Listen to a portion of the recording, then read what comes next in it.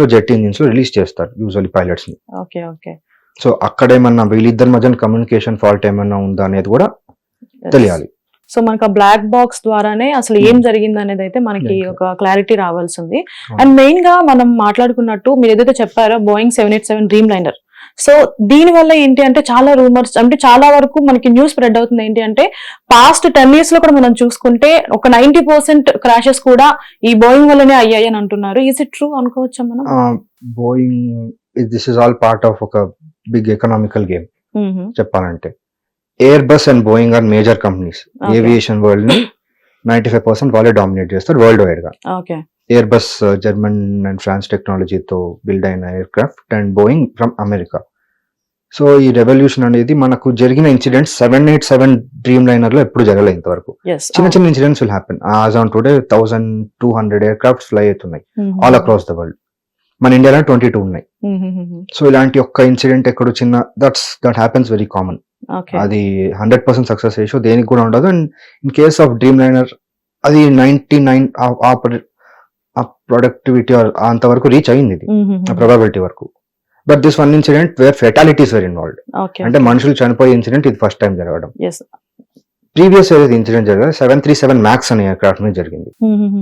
దానికి ఉండే technical automation issues వల్ల, సాఫ్ట్వేర్ ఇష్యూస్ వల్ల, ఎంకాస్ అనే సిస్టమ్ లో జరిగిన ఫాల్ట్స్ వల్ల మేజర్ యాక్సిడెంట్ అంటే ఇథియోపియన్ ఎయిర్లైన్స్ ఒకటి యాక్సిడెంట్ జరిగింది రీసెంట్లీ, బిఫోర్ 5-6 years జరిగినట్టుంది. దెన్ దాంట్లో అరౌండ్ 250 people లైఫ్ లాస్ అయ్యారు అక్కడ.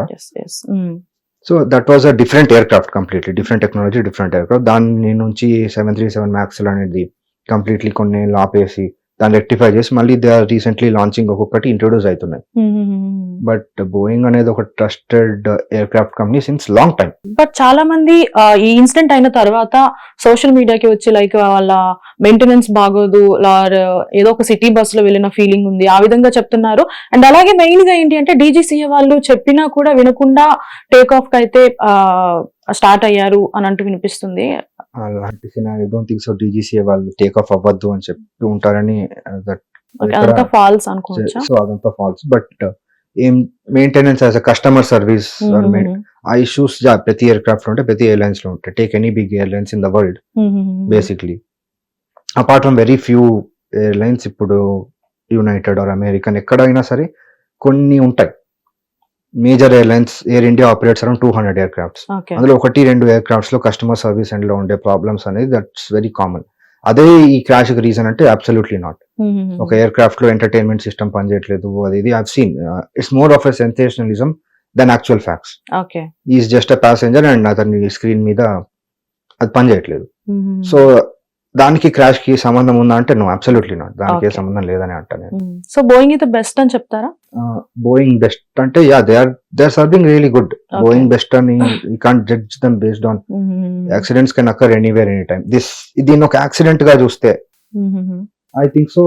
అలా నేను ప్రెసెంట్ అయితే దీన్ని ఒక ఎర్రర్ లా కాకుండా ఒక యాక్సిడెంట్ గా చూస్తే, దాన్ని యాక్సిడెంట్ లా ట్రీట్ చేస్తే విల్ గెట్ మోర్ ఆన్సర్స్ అని నా ఫీలింగ్. ఇంకా కొన్ని మంత్స్ టైం ఉంది కాబట్టి చూడాలి అసలు ఏం జరిగిందని. అండ్ మెయిన్ గా ఏంటి అని అంటే ఈ ఇష్యూ ఏదైతే జరుగుతుందో ఈ ఇష్యూకి సంబంధించి మీకు ట్రైనింగ్ లో ఎలాంటి ప్రికాషన్స్ ఏమైనా ఇస్తారా?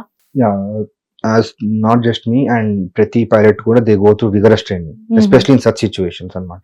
ఇంజిన్ ఫెయిల్ అయితే ఎలా డీల్ చేయాలి, ఎలా ల్యాండ్ చేయాలి ప్లేన్ ని, ఏ సేఫ్టీ ప్రికాషన్స్ తీసుకోవాలి, ప్యాసింజర్స్ పానిక్ అవ్వకుండా ఎలా మెయింటైన్ చేయాలి, ఇట్లాంటి చాలా అమౌంట్ ఆఫ్ ట్రైనింగ్ అనేది జరుగుతుంది. మల్టిపల్ సిచ్యువేషన్స్ లో, multiple scenarios, multiple number of times ఇలాంటి రిపీటెడ్ గా ప్రాక్టీస్ ఉండనే ఉంటుంది.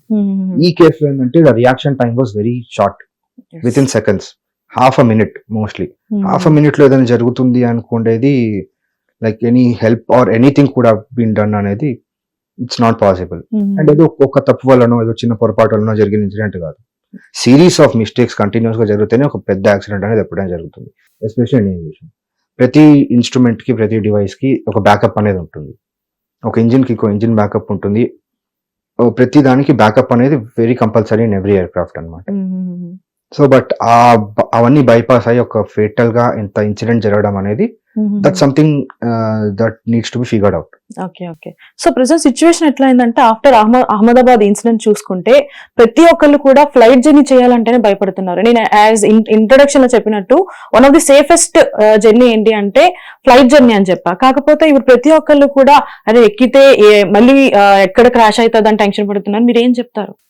Flight journey is one of the most safest అని నేను చెప్తాను. ఇంకా still I believe that incidents or accidents happen occur. Unfortunately ఇప్పుడు మనం ఇలాంటి సిచ్యువేషన్ ఉండాల్సి వస్తుందని no one would have expected. What happen అనేది చాలా చాలా బాధాకరం. కానీ దానివల్ల ఏవియేషన్ ఇస్ సేఫ్ కాదు. బికాస్ చాలా ప్రోటోకాల్స్ ఉంటాయి. ఒక ఏవియేషన్ ఒక ఫ్లైట్ టేక్ ఆఫ్ అవ్వాలంటే చాలా స్టెప్స్ ఆఫ్ ప్రాసెస్ అనేది ఉంటుంది. ఇప్పుడు యాజ్ ఎ పైలట్ గా నేనేం చేస్తాను, నా డ్యూటీ వరకు నేనేం చెప్తానంటే నేను టేక్ ఆఫ్ అయ్యే ప్రతిసారి నా ఎయిర్ క్రాఫ్ట్ చూస్తా. That's a protocol. ఒక చెక్ లిస్ట్ అనేది ఉంటుంది. ఇవన్నీ కరెక్ట్ గా నా స్టాండర్డ్స్ కి మ్యాచ్ అయితేనే, వాళ్ళు ఇచ్చిన స్టాండర్డ్స్ లో ఉంటేనే, and if I feel safe that I can fly an air craft, అప్పుడే నేను టేక్ ఆఫ్ చేయగలను. ఓకే. అండ్ ఇది హౌ ఇట్స్ పోర్ట్రేడ్ అంటే ఎయిర్ లైక్ ఫ్లై చేయడం అనేది చాలా unsafe. It's not a thing. Recently studies లో ప్రాబబిలిటీలో చూసుకుంటే ఒక పర్సన్ ఒక ఇండివిజువల్ రోజు ఫ్లై చేస్తుంటే ఎప్పుడో ఒక 1000 years కి ఫేటల్ యాక్సిడెంట్ ఏదైనా అయ్యే ప్రాబబిలిటీ ఉందంట. So still it's one of the most safest. And ఇండియాలో కూడా ఇలాంటి యాక్సిడెంట్ అనేది చాలా ఆఫ్టర్ ఐ గెస్ 2000 తర్వాత ఇంత ఫేటల్ యాక్సిడెంట్ అనేది 25 years తర్వాత జరుగుతుంది. సమ్వేర్ లైక్ టేక్ లా ప్రాబబిలిటీస్ తీసుకుని one of the dangerous incident అని చెప్పొచ్చు. It's most fatal incident unfortunately. But law probabilities తీసుకున్నా సరే this still a safe journey అని నేను చెప్తాను. రైట్. ఇప్పుడు చూసుకుంటే మనకి ఏదైతే అహ్మదాబాద్ ఫ్లైట్ ఏదైతే ఉందో ఈ ఫ్లైట్ ఆల్మోస్ట్ 110 కి స్టార్ట్ అవ్వాల్సింది 140 కి టేక్ ఆఫ్ అయింది అని చెప్తున్నారు కదా. సో ఎందుకు ఈ ఫ్లైట్ డిలే ఎందుకు అవుతుంది అసలు? యూజువల్లీ డిలే అవ్వడానికి అసలు ఫస్ట్ మనకి ఇక్కడ అహ్మదాబాద్ నుంచి ఫ్లైట్ ఎందుకు వెళ్తుందని మనం చూడాలి. Let's go to the basics. ఇక్కడ యూజువల్ గా ఇది June 12th వరకు, May 12th వరకు ఈ ఫ్లైట్ అనేది was direct flight from Delhi to London. ఎప్పుడైతే మనకి వార్ అనేది స్టార్ట్ అయిందో Pakistan air space shut down అయింది. సో ఫర్ ఫ్యూల్ బేసిస్ దీన్ని రీరౌట్ చేసుకొని అహ్మదాబాద్ లో ల్యాండ్ అయ్యి ఫ్యూల్ పట్టించుకొని enough for sufficient fuel for 10 hours. ఆ 10 hours ఫ్యూల్ అహ్మదాబాద్ లో ఫిల్ చేసి దాని తర్వాత లండన్ కి వెళ్ళాల్సిన ఫ్లైట్ ఇది. సో దిస్ వాజ్ రీరూటెడ్ అండ్ రోజు వెళ్తుంది.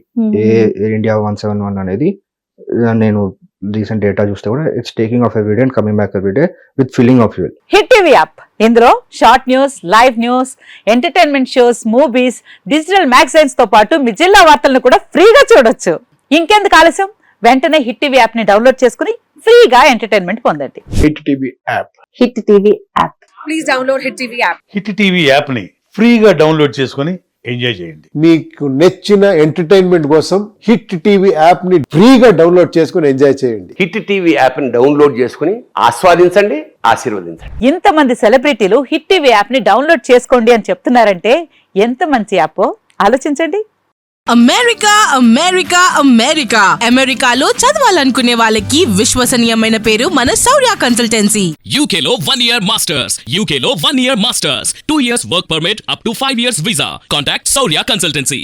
Contact 89851 89851.